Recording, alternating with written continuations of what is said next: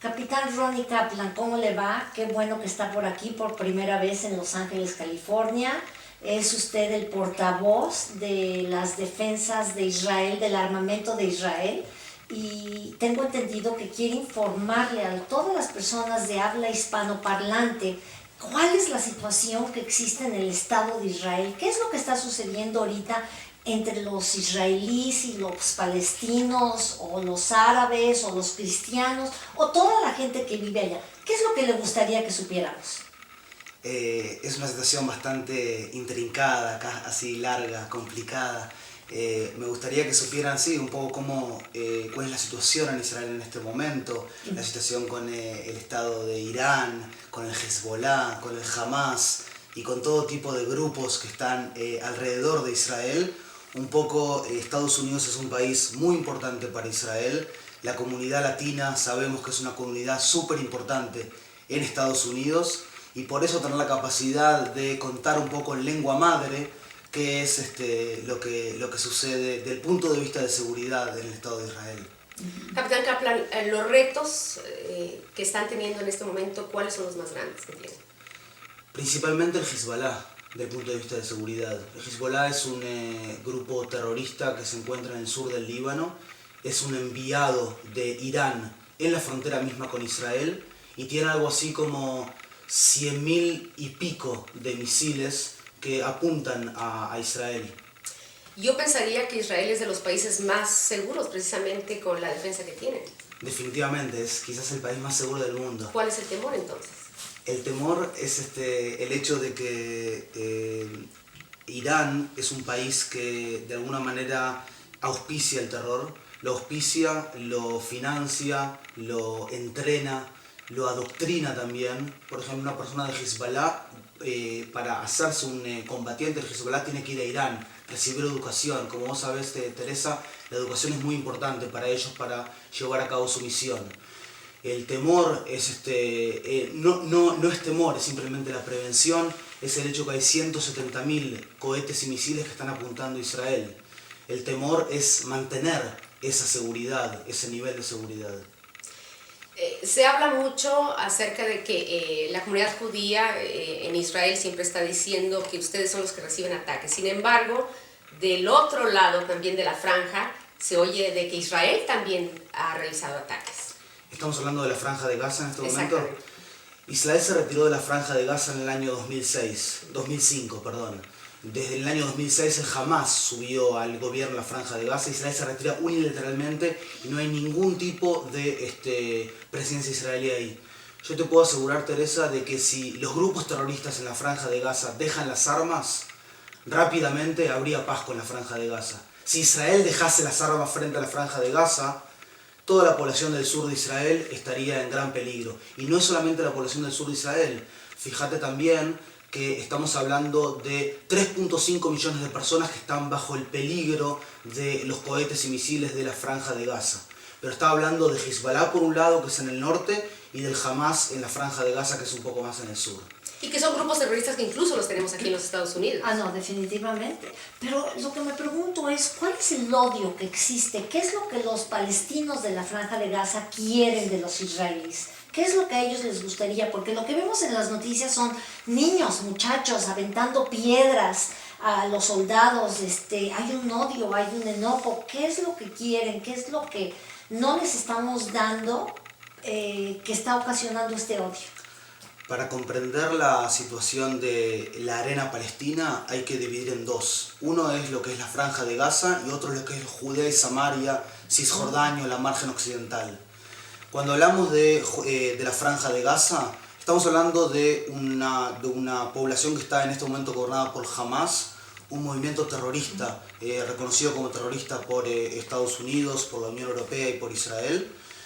Y ellos en su carta magna dicen: Israel existe y continuará existiendo hasta que el Islam lo elimine, así como ha eliminado a muchos otros. Ellos no están de acuerdo con las negociaciones de paz en este momento que se están dando entre el Estado de Israel y la Autoridad Palestina.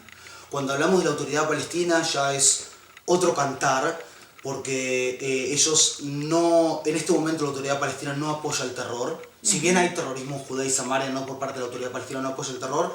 Y bueno, esperemos que al fin y al cabo la negociación llegue a un buen puerto. Nosotros como Fuerzas de Defensa de Israel con la autoridad palestina, o sea, hablando de la negociación, la van a definir los políticos. Claro. Y nosotros vamos a hacer lo que los políticos nos digan. Pero el mapa ha cambiado mucho a través de la historia. El mandato de San Remo de 1920, en el cual, en el mandato de 1920, se separó todo lo que era el área que estaba dominada por el imperio otomano. Fue dividido por los franceses, los japoneses, los italianos, bajo la observación de Estados Unidos. Sí. Y se dividió. Entonces, ¿cuál es el problema? Luego vino a nacer Transjordania. ¿Cuál es el problema? Es por un lado la tierra de Israel, por el otro lado es un hecho que los palestinos quieren un país. A mí me gustaría que los palestinos tuvieran un país y que podamos, yo creo que a todos. A todos, y que podamos vivir en paz, dos países, tanto Israel como Palestina. De hecho, el gobierno israelí lo dijo eso ya muchísimas veces. Uno lo puede escuchar al primer ministro hablando de que al fin y al cabo va a haber dos estados para dos naciones. La pregunta es de qué forma hacerlo. Y también muchas veces uno puede ver a los palestinos incitando un poco, diciendo, no, el gran problema el hecho de que el gran problema de la violencia palestina es el tema de los asentamientos. Claro. No obstante, nosotros pudimos ver en el año 1920, 50 años antes de que Israel aún había ingresado a Judea y Samaria. Carta Magna. Sí, quiero decir, no, en el año 1920 me refería a que ya desde entonces hay ataques de la población árabe hacia la población judía en la tierra de Israel. Lo que de alguna manera hay aquí dos elementos. Primero, el hecho de que el sionismo, el Israel cuando llega al Medio Oriente es una especie de bicho raro en este Medio Oriente. Y por otro lado... ¿Por qué crees tú, por la situación, o sea, que se ha dado a nivel de la historia? ¿Por eso crees tú que tal vez se sienten como bichos raros?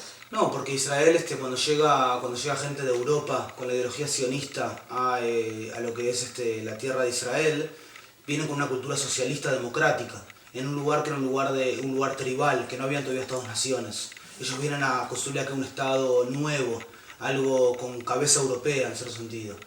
Entonces, desde entonces está esa reticencia del mundo árabe hacia Israel, que la vivimos la primera vez en el año 1948 con la Guerra de la Independencia, cuando después de declarar la independencia 7 países árabes atacan a Israel, o sea que tiene que ver con eso también.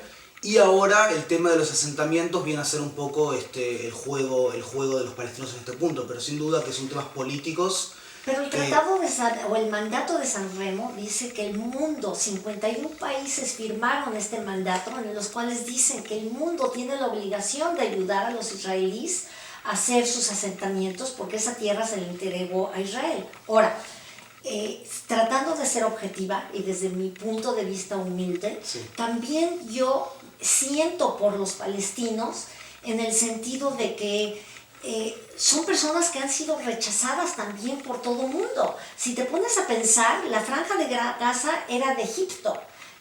Todos los que están en el West Bank eran o de Siria, o del Líbano, o de Jordania, y todos estos países árabes decidieron rechazarlos y decir, bueno, ahí se quedan, y como quien dice, se rascan por sus propias pulgas, ¿no? Entonces, como que, qué tristeza que sea una gente tan rechazada, que bueno, por se justa rascan razón, sus propias pulgas y no, porque como bien lo acaba de mencionar el capitán, o sea, tenemos ahí ya los grupos terroristas, que muchos vienen de Irán y de otros países, entonces solo no están. No, eso estoy de acuerdo. Además de Israel, tengo entendido, y eso nos lo puede decir más el capitán Kaplan, Israel ayuda mucho a los palestinos, pero yo estoy hablando un poco desde el punto de vista también emocional de ser, que son...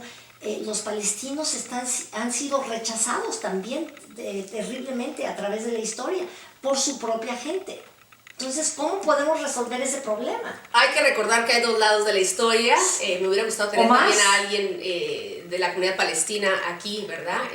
Yo soy hispana, soy católica, soy cristiana, pero me encanta estar platicando, ¿verdad?, acerca de lo que es la historia de Israel y los retos que enfrentan. Y volviendo a la seguridad precisamente, ¿por qué es tan importante para ustedes ahorita comunicarse con el público hispano aquí en los Estados Unidos? Como te digo, el conflicto es un conflicto intrincado, complicado, y el público hispano en los Estados Unidos pasa a ser un público súper importante, ¿verdad? ¿Por qué? Porque dentro de los Estados Unidos pasa a ser un público muy ¿Pero importante. para ustedes? Para nosotros Estados Unidos es importante. Lo que piense el votante estadounidense también es importante para nosotros, que comprenda cuál es la situación en el Medio Oriente, comprenda cuál es la situación de seguridad de Israel, cuáles son nuestras amenazas, porque Estados Unidos es nuestra alianza estratégica, tenemos intereses comunes con los Estados Unidos y tenemos valores comunes principalmente con los Estados Unidos.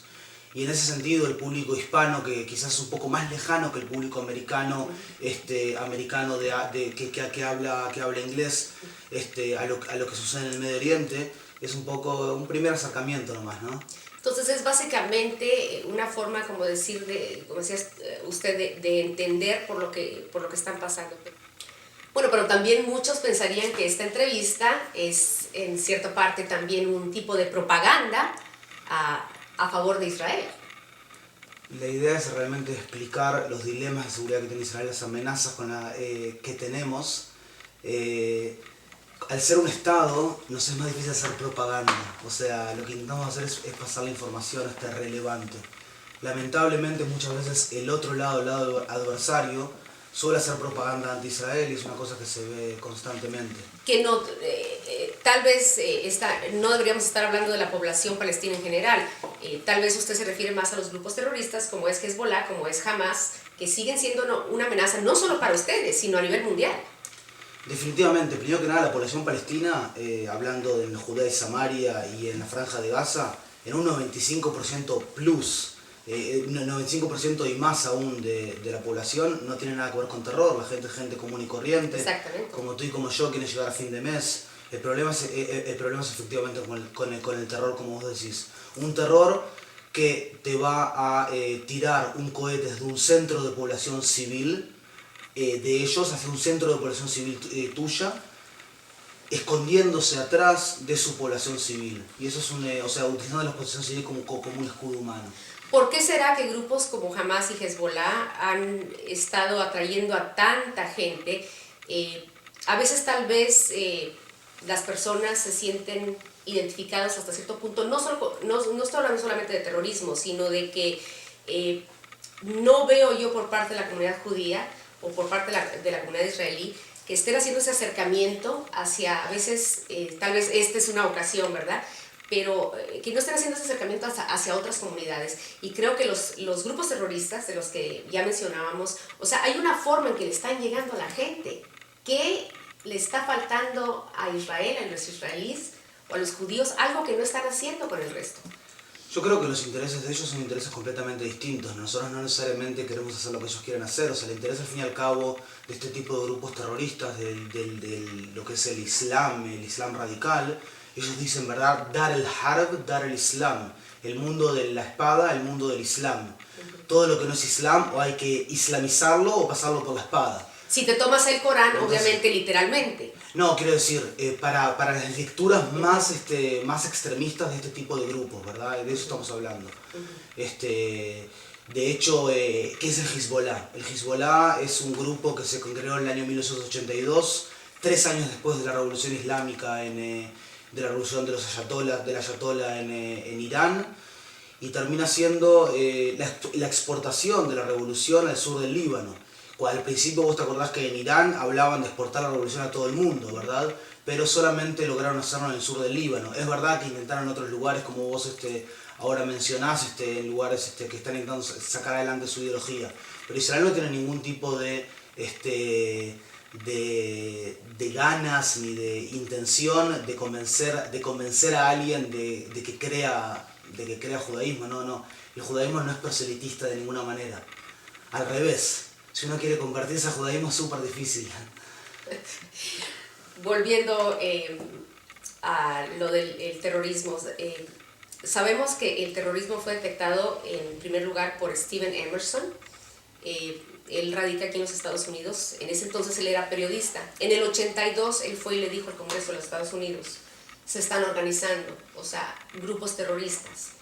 Y en ese entonces el gobierno de los Estados Unidos no lo quiso escuchar. Años después ya vemos, o sea, que ya estaban muy bien formadas esas células, o sea, ya por todo el país. Entonces, yo a lo que digo es, ok, entiendo que ustedes no tratan de pregonar o de convertir, pero de alguna forma se tiene que detener también el terrorismo. Definitivamente que hay que detener, y a veces es un poco... ¿Cómo detienes al terrorismo? ¿Cómo lo detendrían ustedes? Y tenés que luchar con él, tenés que luchar. Muchas veces se habla de que el terrorismo no se puede luchar contra él porque es un fenómeno social, un fenómeno político, un fenómeno económico. Israel en el año 2002, en la operación Muro Defensivo contra el terrorismo suicida palestino, Israel ganó esa operación.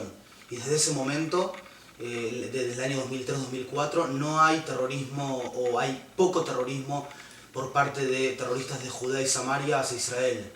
La única forma de luchar es simplemente, de ganarle es luchando contra él. Luchando y parándose frente y luchando. No queda otra, me parece a mí. Con violencia. Con violencia en el caso de que, con violencia en el caso de que sea necesario, sí. Por lo menos en el caso de Israel. Porque con un terrorista no se puede negociar. Difícil negociar. No se puede negociar. Difícil. Es difícil, sí.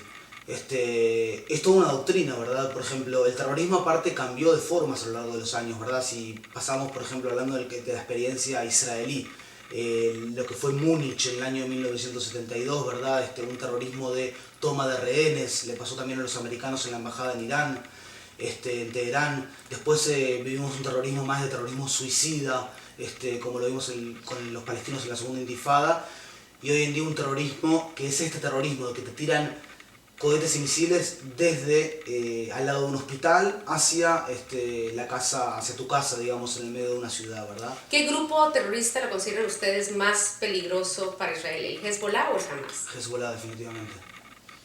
Es más fuerte. Hoy en día es un grupo terrorista que está auspiciado por un país como Irán. Auspiciado, entrenado, indoctrinado,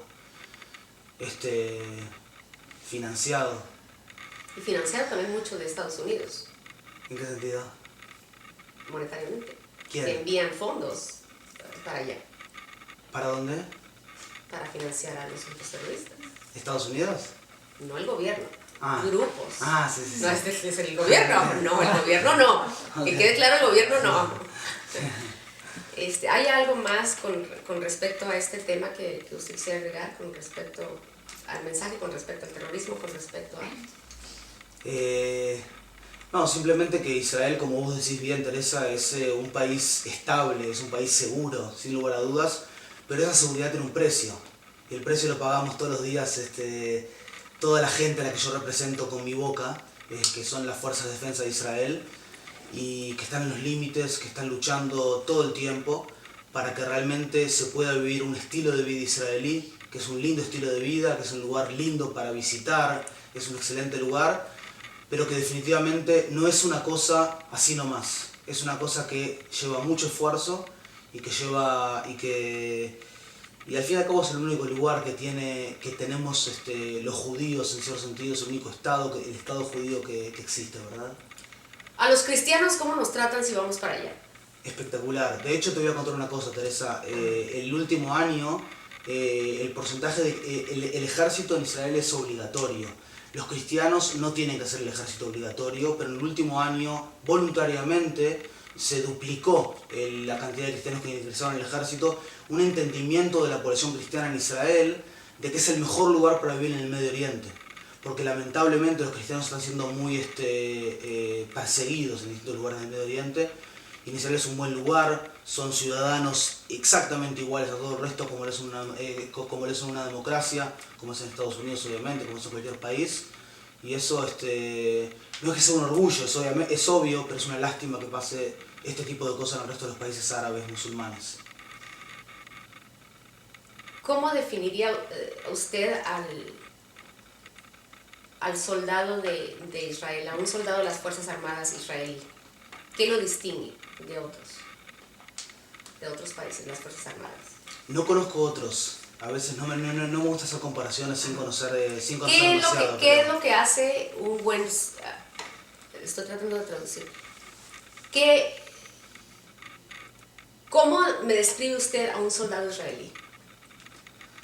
Yo creo que es una persona que sabe ir al frente, lo que se llama, sabe ir adelante y que en hebreo se dice ajaray, vengan atrás mío.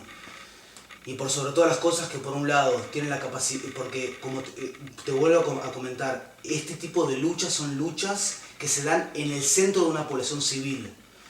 Lo defino como un soldado que por un lado cuando va a enfrentarse contra el terrorista sabe ser agresivo y sabe ganar, y por el otro lado cuando ve al civil que está al lado del terrorista, sabe tener dignidad humana y sabe pararse enfrente al civil y cuidarlo y no involucrarlo en el combate.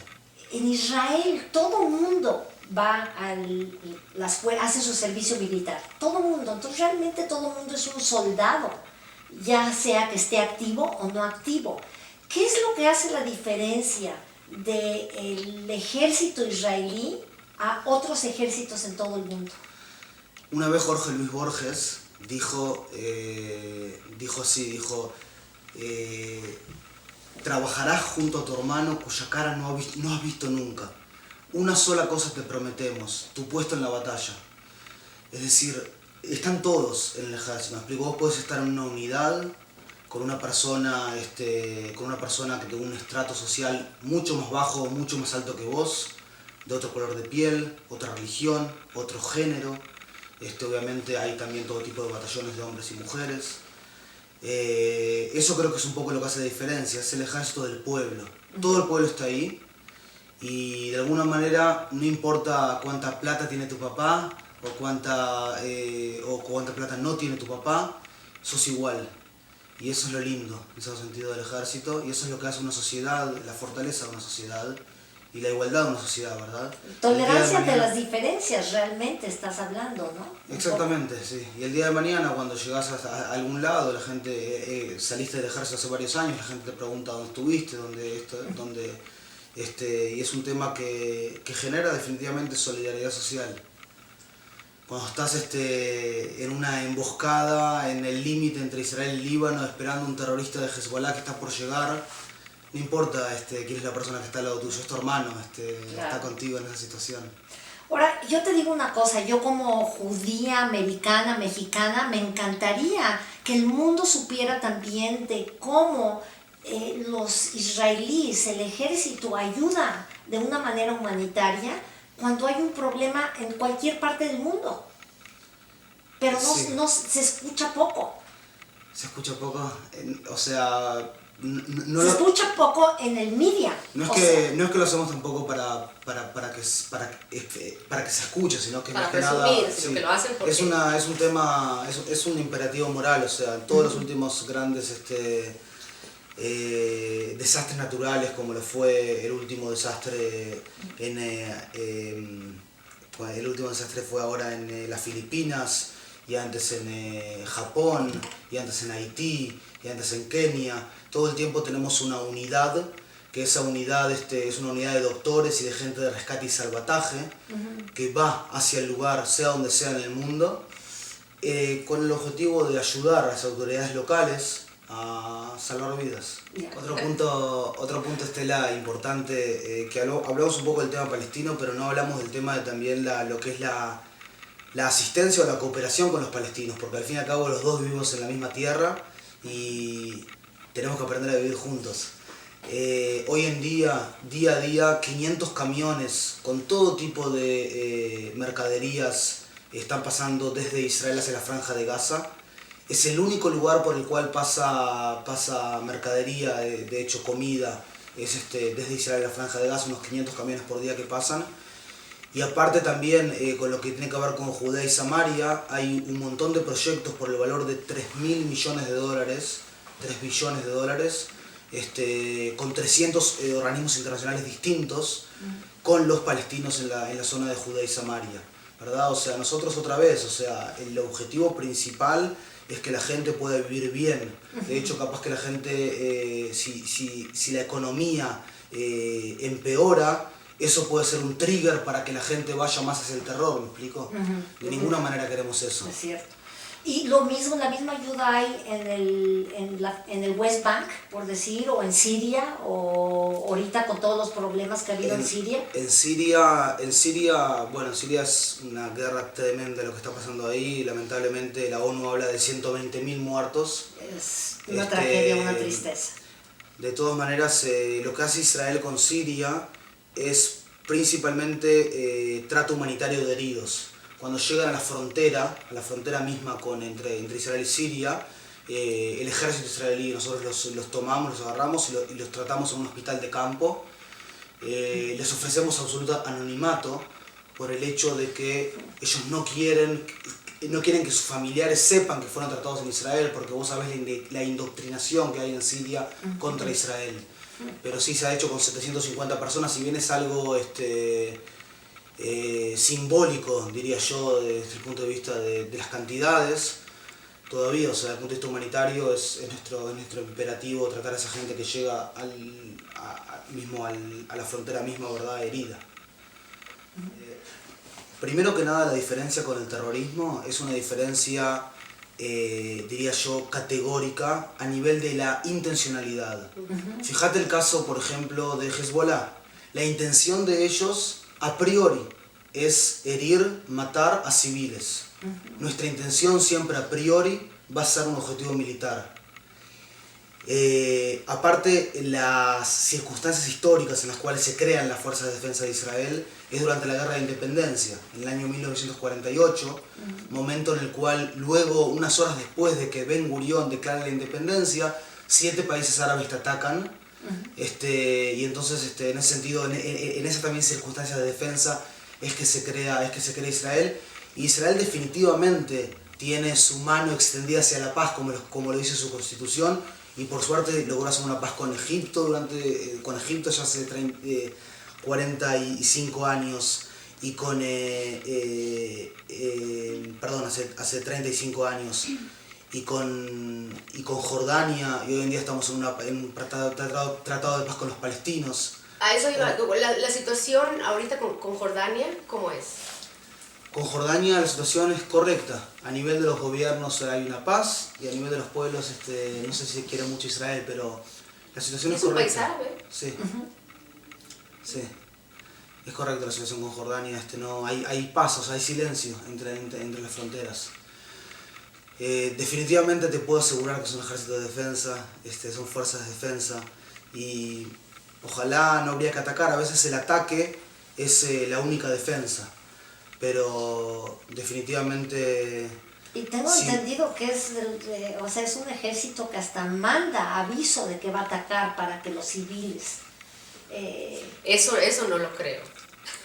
No, efectivamente... ¿En serio? ¿En Mira, serio? Eso es novedad para muchos de nosotros. Sí.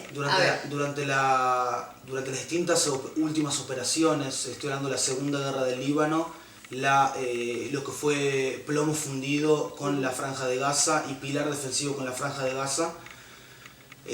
Hablemos un segundo de la Segunda Guerra del Líbano, o cómo se vería otra guerra en el Líbano en un futuro, Dios no quiera que suceda. Lo que hace Israel es abrir un pasillo humanitario para toda la población civil que quiera salir desde el sur del Líbano hacia Beirut, y de ahí se pueden tomar un barco hacia donde sea. Las potencias siempre mandan barcos, ¿verdad?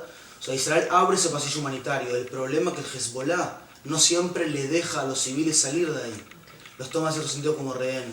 Lo que se refería a Estela es el hecho de que Israel tira panfletos por aire todo el tiempo, pidiendo a la población civil que no se acerque a terroristas con sangre en las manos. Definitivamente la situación no es una situación fácil. O sea, el terrorismo hay que luchar contra él y hay que eliminarlo muchas veces. Así todo, como te digo, con la población no involucrada, con la población civil, nuestro código ético habla de la dignidad humana y de respetar la dignidad humana definitivamente. Al fin y al cabo nosotros entendemos que nuestra verdadera fuerza, no solamente está en el tanque y en el avión, nuestra verdadera fuerza está también en nuestra moral.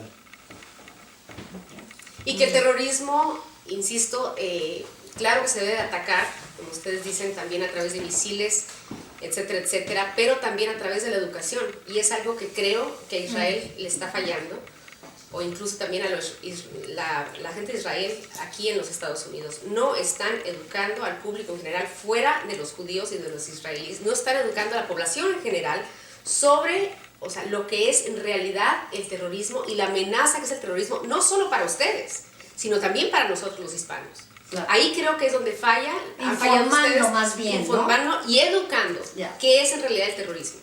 Sí, porque no todos los palestinos, no todos los árabes. Estamos hablando de terroristas, exactamente, no de... son gente mala. Hay claro mucha gente victimizada que tiene miedo de poder hablar. No todos los árabes son terroristas, o sea, ni todos los musulmanes son terroristas. O sea, estamos hablando aquí específicamente de lo que es el terrorismo. Sí, estoy de acuerdo contigo y ojalá que estas palabras también sirvan como una especie de autocorrección a algún error que quizás hicimos en el pasado. Es tal vez lo que yo he notado como periodista hispana aquí en los Estados Unidos. Es lo que he observado de que ha faltado tal vez ha faltado educación. O sea, ustedes están muy educados al respecto, pero no el resto de la población. Es increíble todo lo que nos ha informado. Esta noche es maravilloso, le agradezco muchísimo toda esta información que se haya prestado a esta entrevista y muchísimas gracias. Muchísimas gracias a vos, Estela, muchísimas gracias, Teresa, gracias por invitarme. Gracias, capitán. Gracias, capitán. Y a fe me se dice en hebreo. Muchas gracias por tu tiempo.